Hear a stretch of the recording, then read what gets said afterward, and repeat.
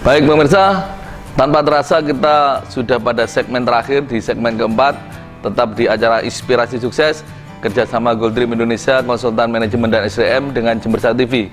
Dan tetap kita malam hari ini bersama dengan Bu Naneng, Kepala BPJS Ketenagakerjaan Jember, dan Pak Eko, Ketua Jember Entrepreneur Community. Tadi sebelumnya kita dengan Mas Yoga dari pengurus HIPMI Kabupaten Jember. Dan pemirsa, tadi kita udah bicara tentang pengelolaan keuangan, meskipun itu singkat ya, tapi prinsipnya tadi kita udah bahas. Tadi kita juga bicara tentang marketing, bagaimana kita mengawali dan merawat customer kita. Dan yang terakhir ini mungkin penting juga tentang pengelolaan SDM. Karena sehebat apapun kita tidak mungkin sukses tanpa bantuan orang lain. Dan kalau kita bisnisnya pengen berkembang, pasti kita membutuhkan orang lain, ya, baik di kantor maupun di cabang-cabang kita butuh orang-orang yang itu aset yang sangat berharga buat kita. Nah, sekarang mungkin Pak Eko dulu aja. Nah, tentang bagaimana Pak Eko tentang SDM ini, Pak, pengalamannya Pak Eko ini, Pak. Oke, terima kasih Pak Niman. Para pemirsa Jember TV dimanapun berada, kalau kita bicara masalah SDM, ya, itu tentunya banyak hal. Jadi SDM ini dalam satu usaha, tentunya kan SDM di bidang marketing, ya, kemudian SDM di bidang finansial, ya, di bidang produksi, ya, dan sebagainya dan sebagainya. Kita ambil contoh salah satunya adalah di marketing. Ya. Nah, ini sangat penting, ya, karena apa? Justru sebagai ujung tombak dari suatu usaha adalah di marketing. Ya. Karena disitulah pundi-pundi kita akan terkumpul dengan banyak, ya, dengan adanya penjualan yang bagus. Ya. Nah, untuk menuju suatu penjualan yang bagus tentunya harus ada SDM yang memadai. Ya. Nah, itu dari mana asalnya? Pertama dari program. Ya. Yang kedua ada bagaimana si pengelola usaha itu bisa menjalin hubungan yang intens dengan tenaga itu sendiri, ya, ya, jadi hubungan secara personal dari hati ke hati, ya, kemudian ke marketing, dan jangan lupa hubungan hablum minallah. Ya. Dan yang ketiga adalah berikan suatu kesejahteraan. Ya. Contoh tadi ada BPJS Ketenagakerjaan, ya, ada BPJS Kesehatan. Itu adalah suatu variabel juga, di mana ketika kita mampu memberikan kesejahteraan itu, maka karyawan itu menjadi loyal. Ya. Nah, ketika sudah rasa loyal, ya, ya, rasa loyal dan rasa memiliki, ya, sehingga berpikir, iya, kalau aku omsetnya nggak nembus, penjualanku sedikit, bagaimana usaha ini? Ya. Nah, maka pundi-pundi akan tidak terkumpul. Jadi membangkitkan rasa memiliki. Itu, ya, kuncinya di situ. Jadi harus bisa membangkitkan rasa memiliki. Di samping adalah tentang produk itu sendiri. Ya. Ya, jadi, ya, penguasaan produk itu yang paling utama, ya, karena jangan sampai kita berjualan tapi tidak mengetahui tentang apa yang dijual. Okay. Beda dengan jualan semen, Pak. Ya. Jualan semen orang bisu pun bisa jual. Ya. Karena apa? Asal menggunakan uniform, ada logonya di sini semen apa, begitu datang, Pak. Nah, dengan bahasa isyarat cukup. Ya. Tapi kalau karena fungsinya hanya satu. Iya. Ya. Tapi kalau suatu produk yang membutuhkan suatu teknologi, terutama SIKA, ini kan sangat teknis sekali. Penerapannya juga. Ini si tenaga marketing harus bisa menerangkan sedetail mungkin. Karena, ya, sebaik apapun suatu produk, ketika aplikasinya keliru, maka hal itu, ya, tidak menjadi produk yang baik. Ya. Jadi tadi Pak Eko sampaikan pemirsa bahwa SDM pertama ya kunci rekrutmen. Tapi yang kedua adalah pembinaan, kan gitu ya. Fungsi kita sebagai pengelola sekaligus pemimpin. Jadi ini yang pemirsa yang harus dipahami ya. Pemilik usaha itu juga yang memimpin usaha. Biasanya untuk skala-skala ya. Nah, biasanya kelemahannya adalah bagaimana dia mengelola orang ini kemampuannya yang minim.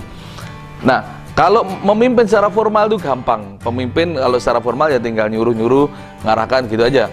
Tapi ketika bisa memimpin secara informal, emosionalnya bagaimana membuat karyawan ini dekat dengan kita, rasa memiliki, ini kan lebih ke informal, disentuh emosionalnya. Ini yang biasanya nggak gampang, ya. Kalau mimpin formal gampang, Bu Naneng jadi kepala, tinggal kalau nggak bener dimarahi, kalau kenemenan ya dipecat, kan gitu, gampang. Tapi ketika bagaimana membangun sebuah kedekatan, nah ini yang nggak gampang. Memimpin formalnya oke, informalnya oke. Nah ini Bu Naneng ahlinya kayaknya.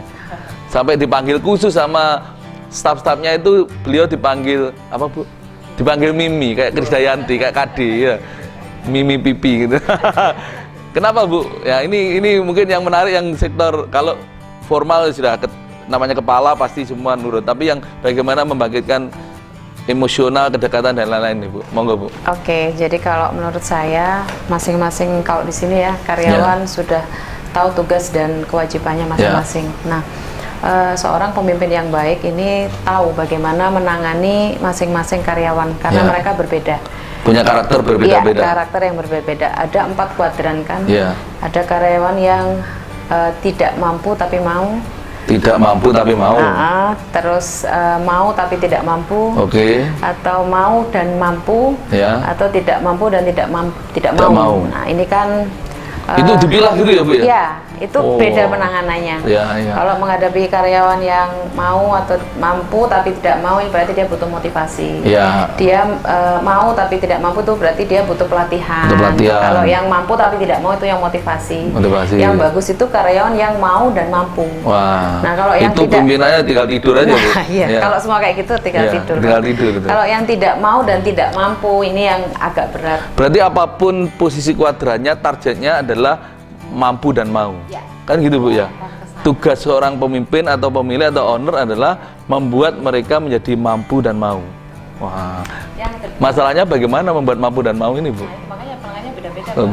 Untuk si A mungkin dia masuk yang di kuadran ini, berarti ketika saya menghadapi itu ini yang saya lakukan. Dia butuh coaching, dia butuh mentoring supaya bisa bekerja gitu Pak. Nah, yang kedua menurut saya staf-staf di sini Pak Nyoman ini mungkin di perusahaan-perusahaan lain ya ini sudah Gen Y. Apa itu Bu? Gen Y ini sudah yang angkatan apa ya? Yang sudah angkatan semuanya yang serba sudah elektronik, sudah apa ya, yang modern lah. Yang angkatan terakhir di atas. Nah mereka ini biasanya lebih modern ya, lebih modern, lebih canggih dan sebagainya. Mereka melek teknologi. Ini kalau seorang pimpinan tidak bisa mengikuti ini, ketinggalan. Artinya anak-anak muda ini pintar-pintar. Tapi mereka memang ada satu sisi yang memang harus kita bisa mengarahkan mereka. Kalau nggak diarahkan mereka ngawur Pak. Jadi pemimpin itu juga harus gaul. Jadi dengan staf saya, dengan yang tua juga bisa bergaul, dengan yang muda kita mengikuti. Jadi kita harus gaul. Mereka ngajak kongko, nih kita kongko. Sambil kongko ini ada masalah yang bisa kita diskusikan di situ. Jadi kita pinter-pinter lah membawa diri. Kayaknya baru ada ini perusahaan atau bahkan instansi atau institusi pimpinannya dipanggil kayak di rumah Pak. Jadi di situ kita dengan sambil kongko. Mungkin ada pekerjaan yang beres tadi, kenapa? Iya Mi, mengalir mereka. Tadi itu masalahnya begini. Nah itu masuk dalam pendekatan informal ya Bu ya. Jadi pendekatan yang sifatnya dari hati ke hati, tidak formal pimpinan bawahan gitu ya. Itu memang besar ya Bu Naneng manfaatnya. Besar sekali Pak. Jadi dengan seperti itu mereka bahagia ya. Jadi kalau saya sih lebih setuju bahagia bekerja, kan ada istilah bekerja untuk bahagia, tapi saya lebih setuju bahagia sehingga bisa bekerja dengan baik. Artinya bahagia dulu, happy seperti tadi, mungkin gajinya bagus, kesejahteraannya bagus, mereka happy Pak. Suasana kerjanya enak, baru mereka bisa bekerja dengan enjoy. Hasilnya pasti maksimal itu. Gitu Pak. Ada tambahan Pak itu? Senyum-senyum ini. Cocok atau?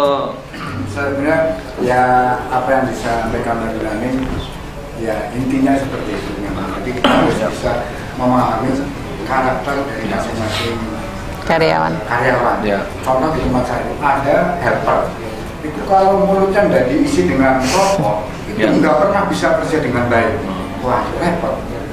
Dikasih pendekatan, bicara yang baik, tetap dilanggar. Ketika saya nggak ada dilanggar, tapi baunya kelihatan. Bahwa saya di atas. Rokok gitu Pak. Ini padahal menurut saya hal yang sangat berbahaya karena bisa menimbulkan kebakaran. Akhirnya apa? Menghadapi karyawan seperti itu, tempelan dilanggar. Jika dilanggar denda 150.000. Selesai sudah. Jadi punishment juga penting. Ya, jadi dalam batas tertentu ketika kita menasihati tidak bisa ya, mengarahkan nggak bisa, memang punishment penting. Begitu ya benar ya. Sehingga kadang-kala memang orang harus dibenturkan dengan aturan. Kalau hanya dinasihati biasa saja nggak bisa ya, memang dengan aturan. Ya, intinya curi-curi sebenarnya bisa, tapi Iya. mencuri gitu. Iya, iya. Dianggapnya nggak ada. Iya. Ada saya. Kalau tahu yang amanah. Nah, itu cara formal. Kalau aturan itu cara formal. Ya, cara formal. Baik, pemirsa, luar biasa hari ini. Ternyata dari sisi pengelolaan SDM pun kita perlu seni juga. Tadi Bu Naning, Pak Eko juga sepakat, karakter orang berbeda-beda, kita menghadapinya caranya juga berbeda-beda. Bahkan tadi Bu Naning juga ngasih ilmu kita tentang ada orang yang tadi 4 kuadran tadi, tapi targetnya bagaimana orang itu mau dan mampu. Ya, dan memang secara formal kadangkala aturan juga penting. Karena untuk penegakan kedisiplinan, kalau hanya penyampaian kadang lama-lama orang juga akan istilahnya ya menyimpang ya dari aturan. Tapi ketika aturan diperkuat, ya insya Allah itu juga akan menjadi ditaati. Dan target akhirnya adalah bagaimana ketika pendekatan informal tadi kita bisa memegang hatinya, emosionalnya. Nah, ini kita tutup, kalau saya selalu menyampaikan, jadi kayak lagu Nyari Lasso itu, Bu.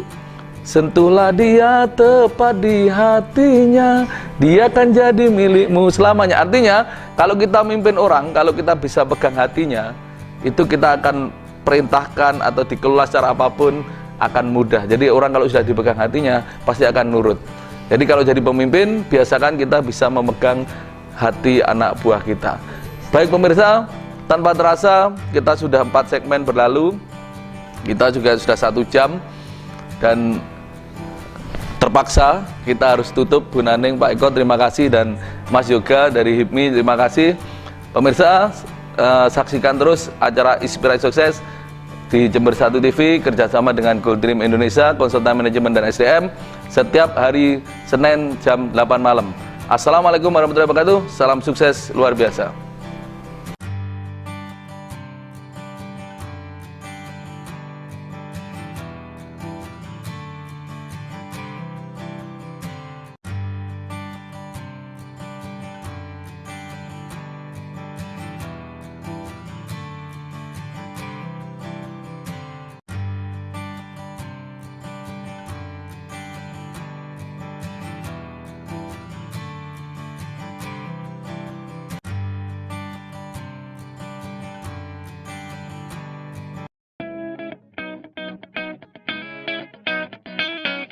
Kita mau masuk di Besko. Kami dari peternakan sapi perah Besko Farm menyiapkan sarana media untuk sekolah-sekolah di Jember. Ini satu-satunya di Jember dan sekitarnya, karena di sini anak-anak bisa belajar langsung ngasih makan sapi, ngasih minum sapi, kemudian merah susu sapi. Ini sesuatu yang sensasional, sesuatu yang luar biasa, wisata edukasi, karena anak-anak sambil belajar juga sambil bisa berwisata. Mari kunjungi Besko Farm, sebuah wahana yang sangat bagus untuk anak-anak berwisata dan belajar. Bagi yang berminat untuk mau berkunjung dan menikmati wisata edukasi ini, bisa menghubungi nomor 081 334 700 572. Berkunjung ke kandang sapi perah Besko sangat bermanfaat untuk pengetahuan anak-anak. Jangan lupa berkunjung di kandang sapi perah Besko.